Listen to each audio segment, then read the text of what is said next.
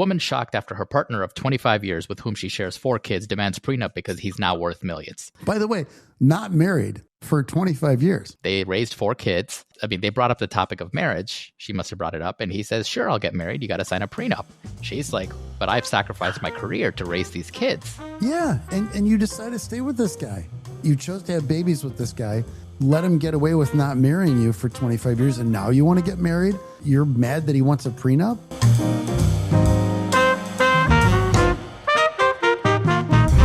Hey, what's happening, everybody?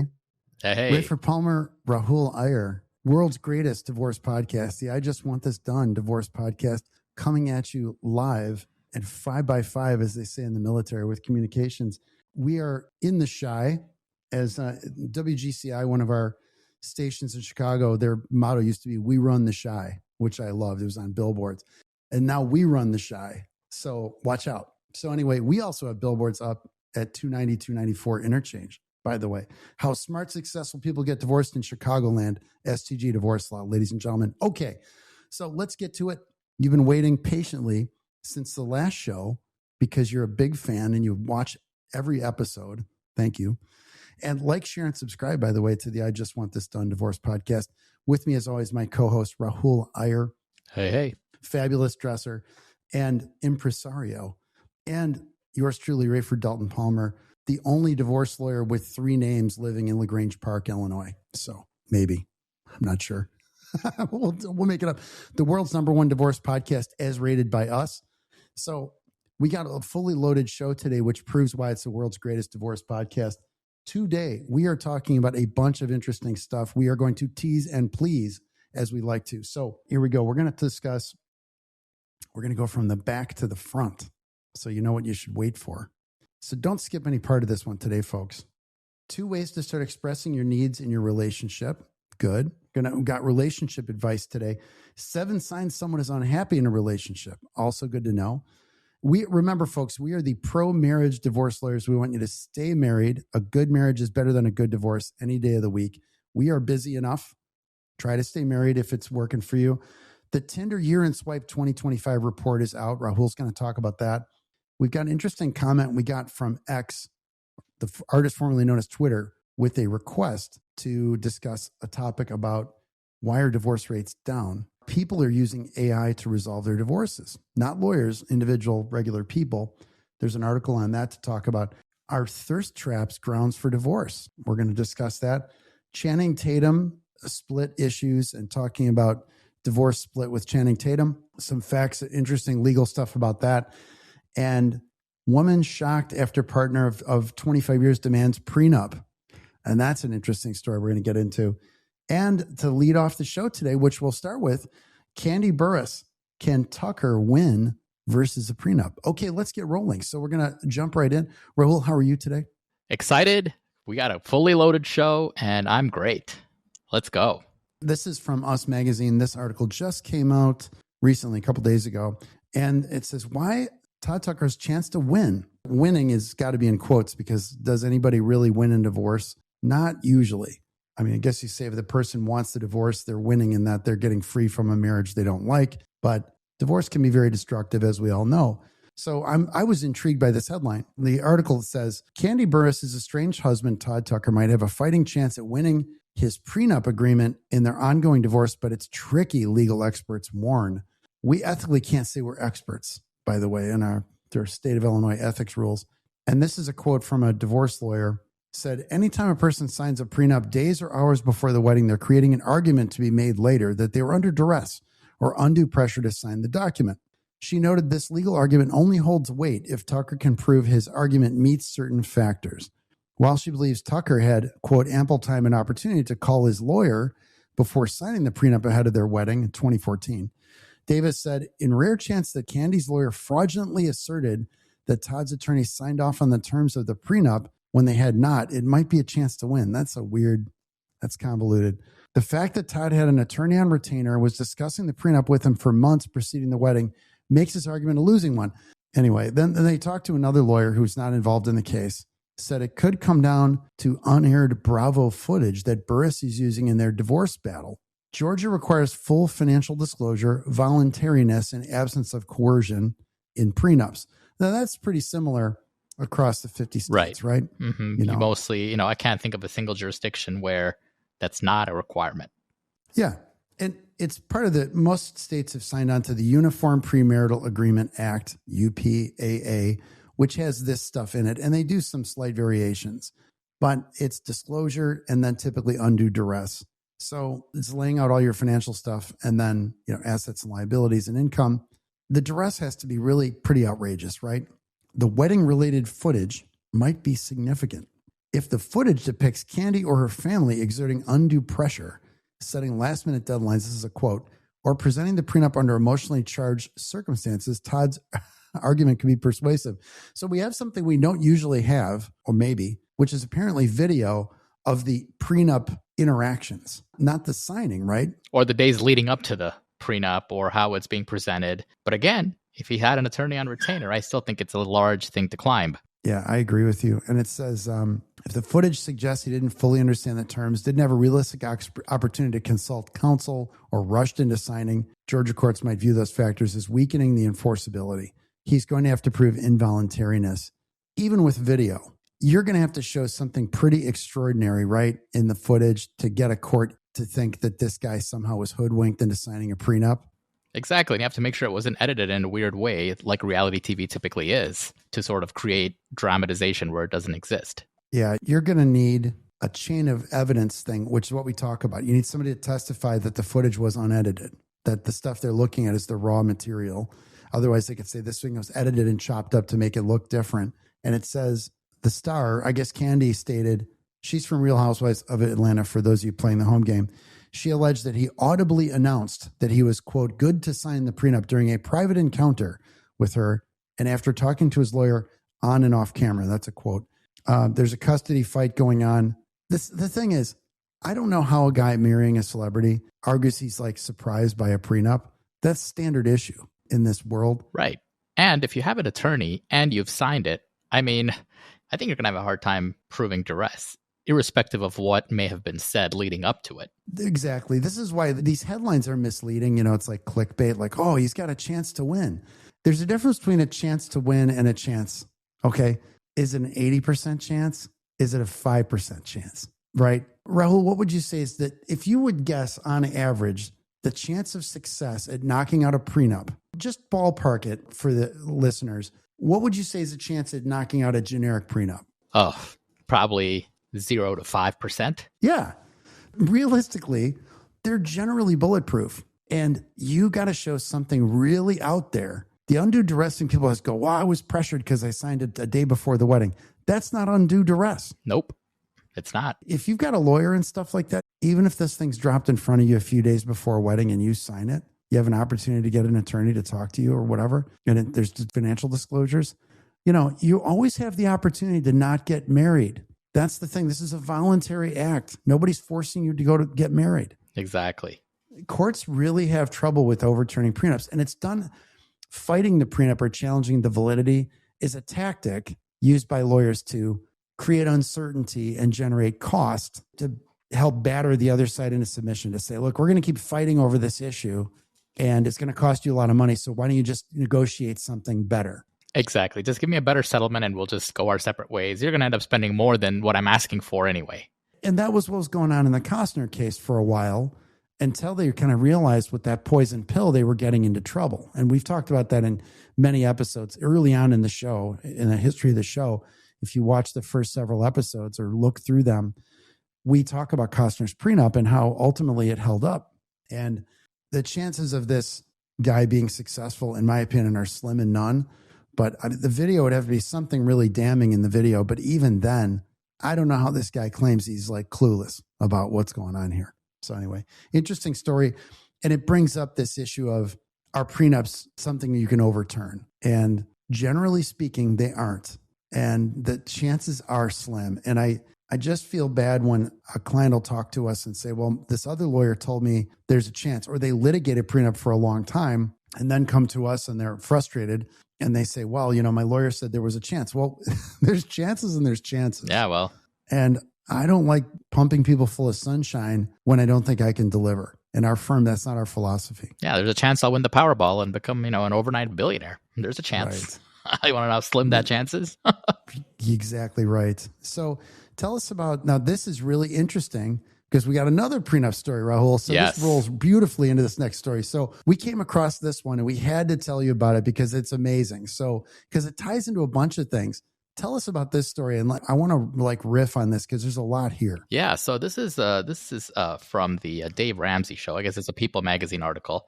Title is Woman Shocked After Her Partner of 25 Years with Whom She Shares 4 Kids Demands Prenup Because He's Now Worth Millions. By the way, not married for 25 years. They raised 4 kids. I mean, they brought up the topic of marriage. She must have brought it up. And he says, sure, I'll get married. You got to sign a prenup. By the way, during these 25 years, I've created or I've grown my business that's now worth millions of dollars. She's like, but I've sacrificed my career to raise these kids. And so she goes on the Dave Ramsey show and he's like, essentially, sorry, he got a great deal and you didn't. So you should have brought this up a long time ago. Yeah. And you decided to stay with this guy. You chose to have babies with this guy, let him get away with not marrying you for 25 years. And now you want to get married. You're mad that he wants a prenup. Exactly. He's like, that ship has sailed once you started having kids and you didn't do anything about it. Essentially is what it kind of says in the article there. Is it's like, it's sad. It's sad all around because she's like, I would have never done this. But at the same time, you didn't do it for 25 years. And I don't know why now she wants to, quote unquote, get married after, 25 years of everything. If there's nothing wrong with your relationship and you've been together 25 years, that's longer than a ton of marriages these days. So, and you have 4 kids, why now do you want to get married? That's a real question. Probably financial security and all that. And she's worried this guy could walk out the door. I talked to a potential client not long ago. It's a similar thing, dated for a long, long time, dated for like 9-10 years. Now she wants to get married. And this guy's kind of like, okay, sign this. It's a monster prenup that's totally one-sided. And I'm like, well, what leverage do you have? He's holding all the cards. You want to marry this guy. He doesn't need it. He's telling you, I don't need you. In a way, he's like, look, sign it or else. So you got to be careful. It's okay for women to make ultimatums. Yeah. I think it's fine. That's the only leverage. I'll leave. And if it's worth it to him, you'll do it or you won't. And the reason women don't is they're worried the guy's going to call the bluff, or not the bluff, but the guy's going to say, okay, you're welcome to go. So when a woman knows she's got the guy's attention, he wants to be with her, that's when you exercise your leverage and you say, okay, we getting married. After X amount of time, the guy knows you're okay with it. You lose that leverage after 1 to 2, 4 years, 5 years, 25 years. What's new now? Nothing. And that ship has literally sailed, or metaphorically sailed, but literally, because you cannot now go back in time and do it. There's just no answer. And so this poor lady is now sort of stuck. She's obviously poisoned the well to some extent by saying she wants to get married and had this conversation where he says sign a prenup. So now that relationship soured a little bit, but she's got nothing to show for it. He doesn't owe her anything. Maybe the kids are close to aging out, so there's no child support involved. They just go their separate ways. I mean, it's rough, but I get it. And then this ties into like common law marriage and other things where people are like, well, I've been with you for 25 years. Well, that doesn't mean anything. I mean, there are only 8 common law marriage states, folks, only 8. And you get certain rights after you're together X amount of time in those states. Illinois is not one of them. Just being with somebody X amount of time earns you absolutely nothing. So people divorce and they, getting married, they actually diss marriage. Marriage is terrible, blah, blah, blah, because you have to get divorced. Well, that's like saying cars are terrible because people get in accidents. Well, there's utility in marriage. And I'm not talking about the religious aspects and the moral aspects. I'm talking about the legal utility of getting married. It protects people's rights. It's exactly what you said. You're going to have children with this guy. You're going to bear his children.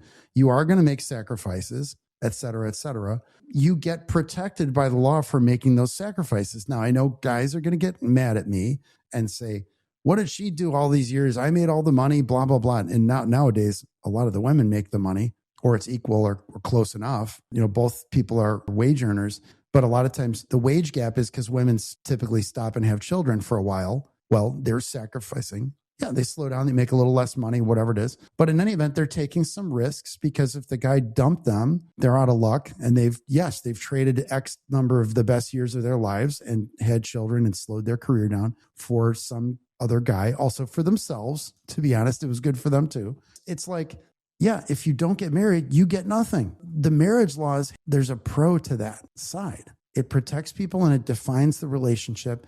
It creates property rights and estate rights that you don't otherwise get. If somebody dies, there's an estate right for the married person. There's also some protections related to real estate. You have homestead rights where somebody can't sell the home out from under you. And without being married, you don't get any of that. So people, when they say, well, I'm in a long-term relationship and it's just as good as being married, it's not.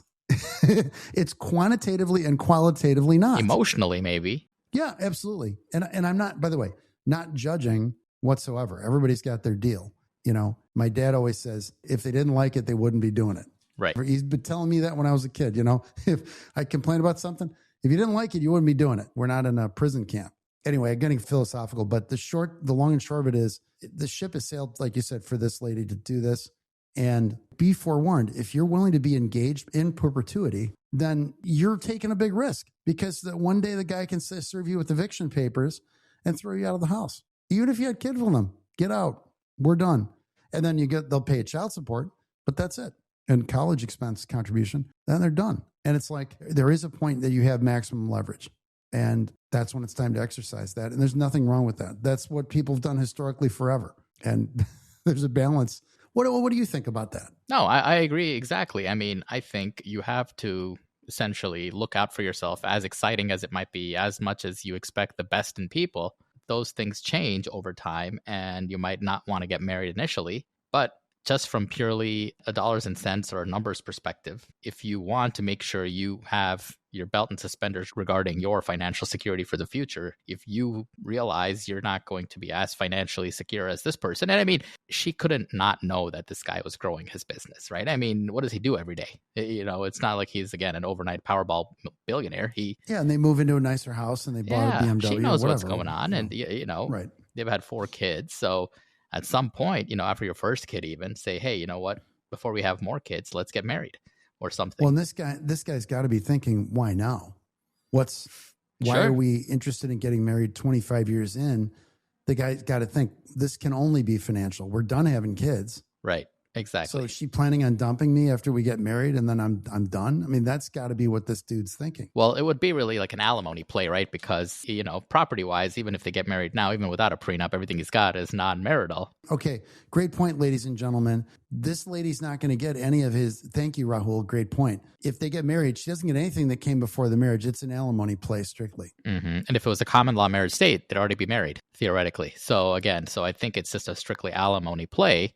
And so he's doing a prenup as just sort of to say, hey, don't come after my stuff. But also alimony will be restricted, which would be a good one, because if he's got $1 million or several multi-million-dollar business, his income is probably commensurate with what he is generating. So, and then one thing for the boys, because I know I sound like I'm all like female biased here, but I'm going to go the other way here real quick.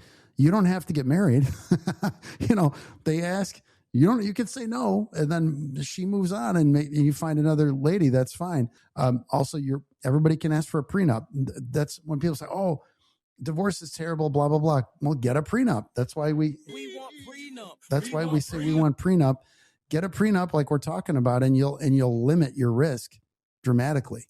So anyway, that's trying to we'll look at both sides of this thing. So okay. Moving on, let's talk to, this is tying to our prenup theme. This is a Channing Tatum story was he in Magic Mike? Was he in that one? I did not see it. I promise. That's your on your favorites list on your. Oh yeah. How'd you get streaming. My Netflix queue? It's top of my Netflix queue. Channing Tatum and Jenna Dewan. I don't know her. Very attractive lady. Divorce settlement wasn't public, but now we've got a financial nugget from how it played out. They're getting a chunk of the other's retirement plans. According to new legal documents obtained by TMZ, this is a TMZ story, by the way. Thank you to TMZ. Stories, as always, in the show notes, links to these stories. Channing and Jenna signed off on a 50% split of the other's retirement benefits from the SAG, the Screen Actors Guild Producers Pension Plan. I don't think a lot of people realize Screen Actors Guild is a union, and they have union benefits, including a pension. It's unclear how much that slice of pie is actually worth. The documents say benefits are calculated by dividing pension credit earned during their 2009 to 2018 marriage by the total earned. Now, what do we call that, Rahul, in Illinois? That formula? The Hunt formula. That's right. So what's interesting is this. They finalized their divorce in September 2024, 6 years after she filed to end the marriage. Jeez, that's forever. They previously decided to split assets. They settled on child support. And apparently they finally got this these documents straightened out. Rahul, first, why don't you explain for the listeners the Hunt formula with regard to retirement accounts? And apparently it's the same scoop, probably with a different name in California. Yeah, it's a formula that really was, the reason it's called the Hunt is not for any sort of philosophical reason. That's just the name of the case, that sort of where the courts, I guess, the higher courts laid out or affirmed, whatever the case might be, the way that this should be calculated. You're really taking a percentage, whatever the percentage might be, of the marital portion of, in this case, a retirement. So if you're married a total of 10 years and you've been working at your job for 20 years and your spouse is supposed to get 50%, you're really taking 50% of 50%,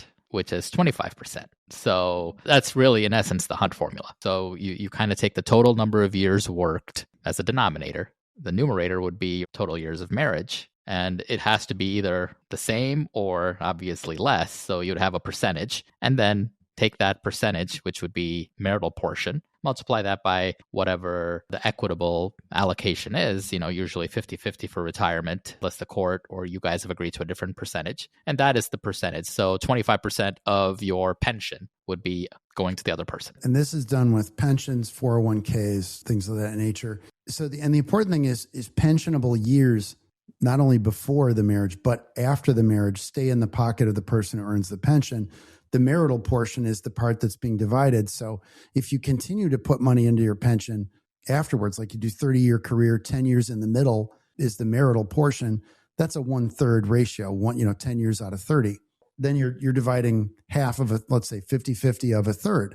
Then the question that also gets asked typically is, well, why are they both giving each other a portion of their pensions? Well, that's because it's virtually impossible to accurately calculate what that share is worth because it's a future interest. They're not earning the money now.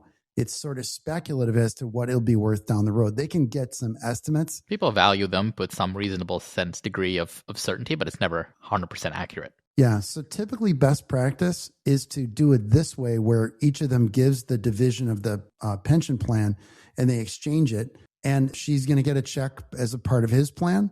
He'll get a check from her plan down the road. And normally we see this with firemen, police, teachers, like in our state in Illinois, where you'll get a portion of a pension plan. You'll get a check as if you're a beneficiary. The ordinary beneficiary doesn't write you a check. You become basically an alternate beneficiary on the plan, and you get checks directly from the state when the time comes. So that's how that works. I thought it was an interesting story because people would say, well, why are they exchanging their pensions? Why is it going two ways? Can't they figure out the math? And the other issue is they must not have a prenup because they're sorting out all this stuff the old-fashioned way. That's the scoop on that one. Tell us about this thirst trap story. This was great. Title in a New York Post article is "Liking Social Media Thirst Traps Now Grounds for Divorce." But here's the punchline. A Turkey or Turkish court rules. Basis of this is that this guy was online liking women's posts. He breached his quote unquote, as they say, duty of loyalty by interacting with other women's posts. So husband identified as SB and wife HB filed for divorce. And again, this is in Turkey. The court of cassation, the Turkey's highest court, found that, by doing this, he undermined marital trust because he was repeatedly liking other women's photos online. Oh, boy. So he, in his defense, claims she, the wife, insulted his father, showed excessive jealousy, and then shared offensive comments online. And ultimately, it says the husband was more at fault and was ordered to pay damages and spousal support. This was, I think, stemming from like an Australian article from the New York Post. Yeah, and it's interesting because it originally came from news.com from Australia, right. news.com.au. And they talk about how it contrasts with Turkish law, contrasted with Australian law, which is similar to ours, which is no fault. Apparently there, the thirst trap liking can be considered part of the fault, damaging the marital relationship. So it actually could impact the outcome. So I just thought this was funny where it said, this is the last line here, or near the end. It said, in recent years, social media behavior and we always like these trends or these catchphrases that pop up. And this is interesting. Recent years, social media behavior from likes to DMs has fueled debates about micro-cheating, a term coined by Australian psychologist Melanie Schilling to describe small but meaningful acts of betrayal. Schilling described micro-cheating as a series of seemingly small actions, this is a quote, that indicate a person's emotionally or physically focused on someone outside of the relationship. Often these acts come to light when one partner starts monitoring the other's digital footprint. So yeah, so be careful out there. If you're in Turkey, don't be liking those bikini photos. You are going to get in trouble. You might get divorced and give them basis to get more than half. I just thought that was interesting. Turning our attention to more technology, this is about AI and divorce. So there was an article recently in the Wall Street Journal about lawyers using AI in court in cases in general. And there's been a lot of press about lawyers getting in trouble for getting incorrect case citations and hallucinated case citations and getting in a lot of trouble, court sanctions for using this stuff incorrectly. And this article from Washingtonian.com, published just recently, December 10th, states, this is by Amy Miller, some couples are turning to ChatGPT and other AI tools to help navigate a divorce. And it talks about how people are using AI to help filter their communications and check to make sure they're not, bad mouthing the other person, that kind of thing. So before they send an email or a text, they're asking AI, hey, can you soften this or make sure it's okay and not nasty? So getting like gut checks for, having AI check what they're going to say. And mentions that the co-parenting app, Our Family Wizard, lawyers recommend to couples to keep a record of messages, expenses, and that kind of thing, and shared calendars. We use it in cases where custody is kind of disputed. For years, it's had a tone meter, which detects like nasty language for people and warns them before they send a message. But apparently recently, they've launched an AI-driven version that can propose alternative edits that are neutral in tone and take out the nasty stuff. So that's not a bad thing. So that's useful. And one thing that somebody says is they comment that that's okay, but if tensions aren't high and people are getting along okay, it's better to have those direct conversations, actually talking on the phone or talking in person and not filtering it through AI.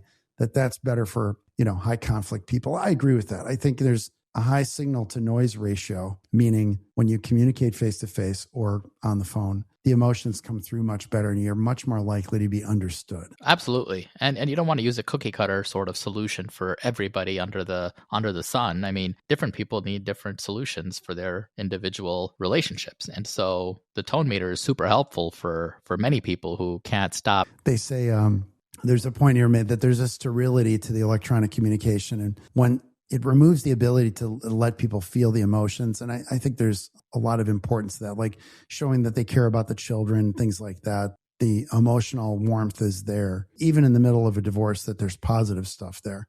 And then what's really interesting is this lawyer talks about running into this. And we've seen people using ChatGPT for helping them write pleadings and when they're self-represented. And that can be real squirrely because ChatGPT doesn't have a legal layer of training. So it comes up with random stuff and it can really backfire.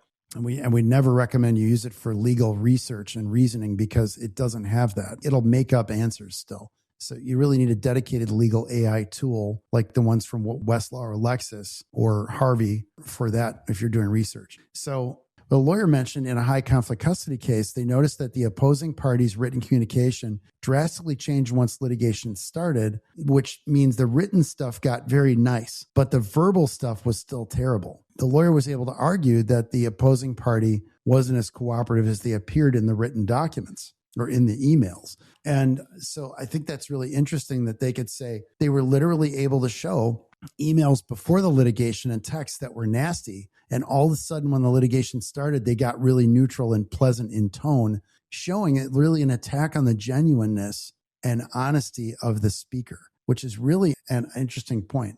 The lawyer says the level of cooperation in those emails was a total sham. What ended up happening in court, and the judge was very tuned in, we produced the emails and text exchanges where you could tell the font was just copied and pasted from ChatGPT. It was a formulaic approach. It was very stylistically AI generated. We were able in discovery to make the other party produce what they originally asked ChatGPT. Oh boy. The point they were making was the person was saying one thing but doing something else. Yeah. And a false attempt to show they were being cooperative. So theoretically, and one thing to mention to people is chatbot histories. When you ask the chats, it saves the chats. Theoretically, they'd be discoverable.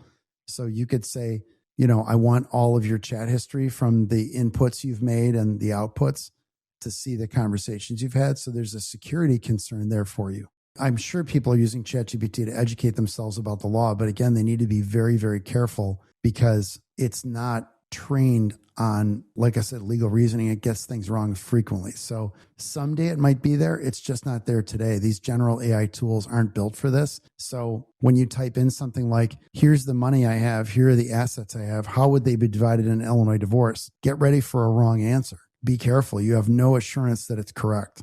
AI is the way of the future. You know that. Rafe is the big AI guy in Illinois, at least at this juncture. So use AI to help you draft. That's what it's there for. Do all that, but check the citations. Right. You got to be really careful about the case and statute citations you're getting and look at original sources to make sure you've got the right stuff, because these Gen AI tools aren't built for this at this point. They're also not secure. They use their information for training data and stuff like that. So you're putting private information in there. You can't assume it's secure, right, like you can with the legal AI tools that are dedicated for this. And a lot of people for you guys who don't know that. And also, there is a button you can switch to turn off the training data, that it won't use your information for training. You have to go into the settings. But still, just for everybody to know, if you're running Claude, Grok, ChatGPT, Gemini, these aren't secure tools for your personal data. So be careful about don't put social security numbers in there, personal stuff. It's not secure. And the terms of service warn you of that, but you need to know that. So they can be useful tools, but ultimately you should rely on your attorney and their legal advice. And if you do get legal research type answers, you need to verify them with original sources. Okay. And let me just add one line to that, since I see this coming up, once in a while here.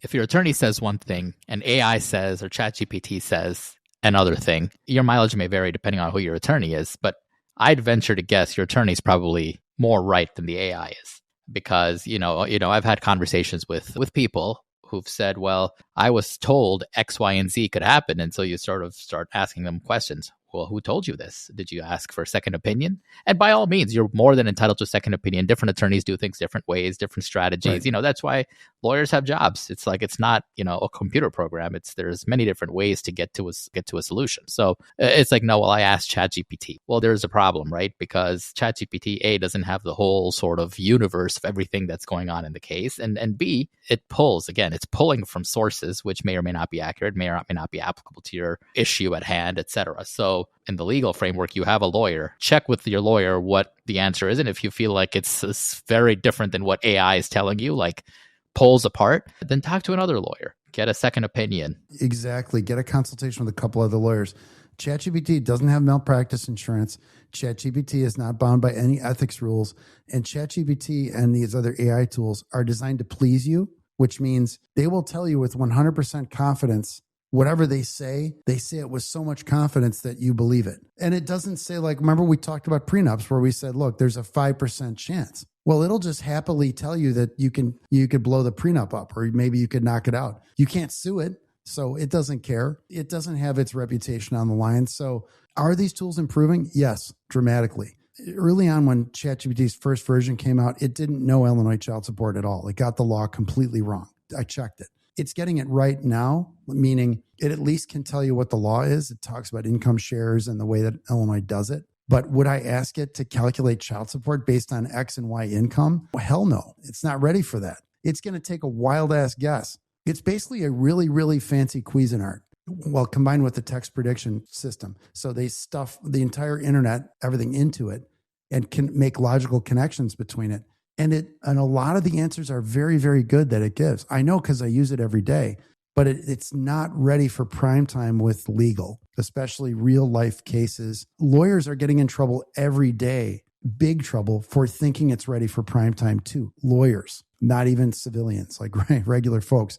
So if lawyers are getting into trouble, believe me, individuals are getting in trouble too. And they're getting their pleadings. The self-represented folks are getting pleadings thrown out of court. They're getting sanctioned, which means like financial penalties. So we're not afraid of AI. We use it all the time. It's a valid tool, but the legal AI tools that are trained specifically for that purpose are really the only things that are reliable at this point for research. So just be careful. And there's a value in having lawyers help you with things. You don't have to spend a fortune to have a consultation and get a second opinion. So thank you. Okay, let's talk about this. Why are divorce rates down?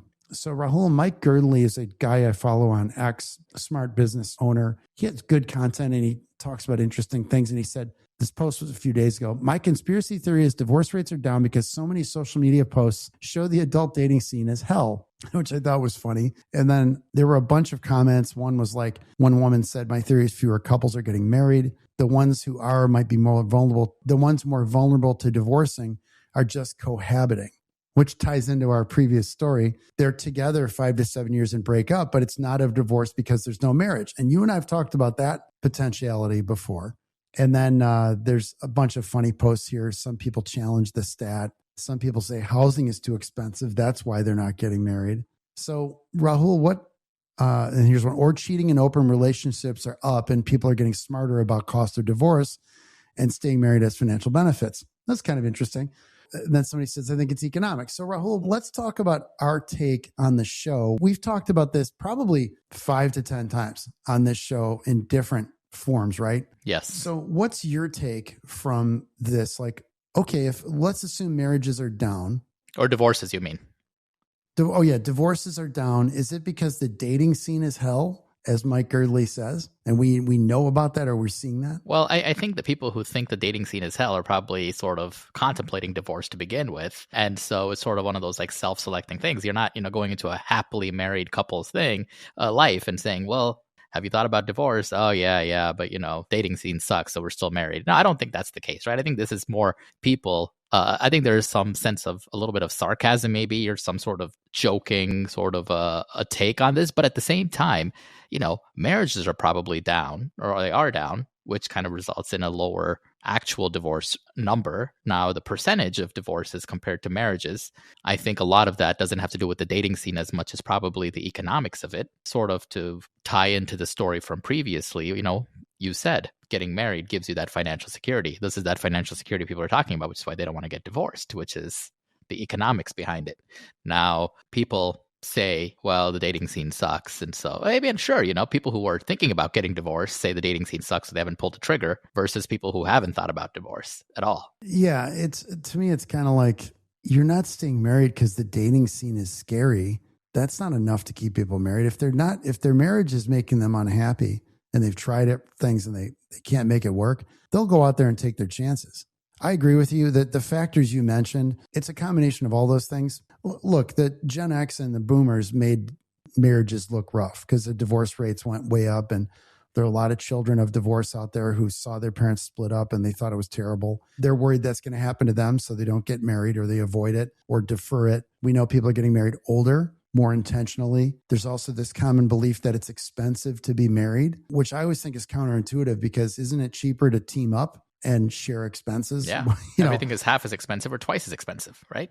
Yeah. I mean, instead of living in an apartment by yourself, you have a permanent roommate. So if you get along with them, that's not bad at all. So yeah. So I think it's all these things combined. There's probably a financial aspect. There's a social aspect and a zeitgeist thing where people are scared of getting married because they fear divorce. Again, they don't want to get in the car because they're worried about crashing. Why the divorce rates are down? Well, we know statistically the marriage rate is down. We know people are getting married older and more intentionally. They tend to stay married longer. So there are some positive things. And in my opinion, some negative things like people just living together, because I think marriage benefits children too, ultimately. So I'm a believer. I tell people I like it so much. I've been married. I've done it twice. My favorite thing is in social when they say, sure, you're pro-marriage because you want more divorce clients. I'm like, that is the longest marketing funnel ever. So I'm going to promote marriage in the hopes of getting more divorce cases, 5 to 7 years from now? Right. On average. Yeah. That's a long play. Yeah. Even though this is the world's #1 divorce podcast, I am not going to get enough people to get married in Illinois, in the Chicago area, by me pitching marriage as a social good. For it to make a tangible difference in. Yeah. To get more divorce clients 5 to 7 years from now. Right. Yeah. That's a long play, folks. Yeah. I'm getting older.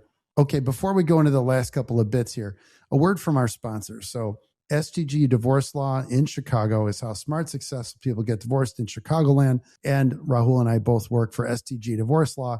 We've been in business for over 30 years, serving smart, successful people around Chicagoland. We do divorce better. Check us out at stgdivorcelaw.com. And I would be remiss if I didn't mention my best-selling divorce book, I Just Want This Done, How Smart, Successful People Get Divorced Without Losing Their Kids, Money, and Minds, available on Audible, Kindle, where else? Amazon, and where all great ebooks are sold for you Nook fans, you Apple Books people, I know you're out there, and also available on hardcover, fancy hardcover at Barnes & Noble. So thanks for that. And also my next book, I Just Want to Know, How Smart, Successful People Decide on Divorce Without Fear, Uncertainty, and Doubt, coming soon to the same places. Much more on that soon. The draft is done. It's being edited as we speak. I'll have to record the audiobook and all that, but it's very exciting. It is a book to help you decide on whether to get divorced. I don't decide for you. I give you all the tools to help guide you through the process. It's the book I wish I had when I was struggling with the decision to stay married or get divorced. Even though I was a divorce lawyer for many years, I was clueless about how to navigate the decision-making process before the divorce. Because even if you're a divorce lawyer, if it hasn't happened to you before, it is totally unfamiliar territory. So I take all the reading I've done, all the research I've done, the self-examinations, the tests I did, stuff I learned from counselors, and I condensed it into one book with no steps skipped, A to Z, the process to follow to walk you through it. So check it out, coming soon. I Just Want to Know. Okay, Mr. Iyer, how can people find you online? People can find me on Instagram at Chicago Divorce and on LinkedIn with my name. And we've got Rahul right there. His handle's right here on the screen. I'm Rayford Palmer, easy to find at Rayford Palmer on X, Instagram, all the platforms. And also our firm is at STG Divorce Law. We're on YouTube. We're on all the platforms, tons of educational content on the STG Divorce Law YouTube channel. This pod is available on all the major podcast platforms and on video at YouTube if you want to watch our smiling visages for those of you checking out your vocab today. So we're going to move on with the rest of the show. This is part of the fun stuff we're going to get into. So, all right, this is juicy stuff. Rahul, tell us about the Tinder Year in Swipe 2025. Yeah, so every year Tinder comes out with their Year in Swipe. I know last year we talked about how Tinder was. Year in Swipe really is obviously you swipe on Tinder. So they kind of have this like, it's like their annual report. They take all their data, like the stuff they've gathered from the user data, and it's anonymized. And they say, okay, here's the stuff we found out. Tinder's Year in Swipe is what it's called. It's called Hope is Hot and Bare Minimum is Not. From clear coding to hot take dating. Tinder presents dating trends for 2026, which we talked about a little bit last time, with singles showing clarity, confidence, and strong opinions will lead the way next year. So this is from a week ago, December 3rd, 2025. And so they said if 2024 was about intentional dating, 2025 became the calm after the plot. Singles slowed down, showed up, and started saying what they meant. According to Tinder, young singles are heading into 2026 more open, honest, and emotionally fluent than ever, making it the year of no mixed signals. So there we go. That's it, folks. Watch for that. That's the color. That's the Pantone color, which I think they announced it's like some cloud color. That's what we're looking for this coming year. No BS. They talk about how the boyfriends are embarrassing moment just raised the bar, which was a viral trend this year. It was essentially, it sounds like it was like a trend or a viral meme that they were just sort of maybe putting them on, in a sort of a cute way on Instagram, showing how they were embarrassing. I don't know. We need to look into that a little bit. We've got the full report for you linked. Last time we didn't have it, and we got the full thing now. So check out last week's episode if you want to hear all about all the dating trends in more detail. But really, it's clear coding, which we talked about, when intentions finally come with subtitles. Hot take dating, where attention does come with opinions. Friendfluence is where your besties became your gut feeling and they kind of helped you set people up. Emotional vibe coding, where emotional availability is hot and emotional buffering is not. One thing I wanted to mention I think is positive. For folks who get divorced, you're talking about the dating scene being horrible or whatever, or the fear that it is. This clear coding is a positive thing because people that are divorced and they're older, they don't want a lot of BS in the dating scene. They want to kind of meet people, find out who might be a good fit for them. And I don't think older folks really want to tolerate a lot of nonsense. And so people being genuine in their communications and dating, I think is a real positive thing. Mm-hmm. You're just wasting people's time if you're not. Get to the point there is kind of what it's like. Tell me who you are. Let's be genuine and let's sort of see where this goes. But don't tell us about, then we talked to this guy's like, you don't have to talk about the Funko Pops and the cosplay and the first date. Okay, you got to wait. That's like once they are into you, then you say, well, I've got this quirky hobby, and you tell them about that later. Like, I like model trains. That's not a sexy thing to talk about on the first date.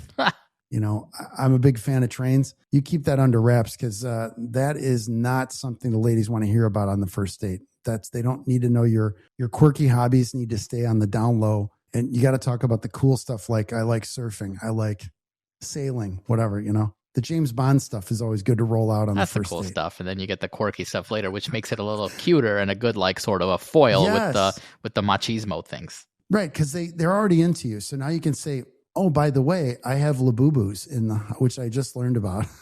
I have a collection of those, and they're kind of like, oh, that's cute though, because they already think you're great, so it's okay. So that's our dating advice for you. Exactly. You need the foundation, and then you can sort of get to the, as they say in the hierarchy of needs. The foundation can't be Labubu. No, that's a bad way to go. You can't do that. So build on a solid base before you go to the top. Mm-hmm. That's our dating advice for you, for the boys out there. So exactly. Good luck. May the force be with you. So anyway, that's going to be our show for today. We're out of time, unfortunately. We didn't get to a couple stories. We'll roll them to next week. Lo siento, my apologies. But everybody have a great day out there. Thank you so much. And in the immortal words of George Bush, fool me once. Here we go. Shame on you. If fool me, we can't get fooled again. Exactly. So anyway, with that said, thanks everybody. Have a great day.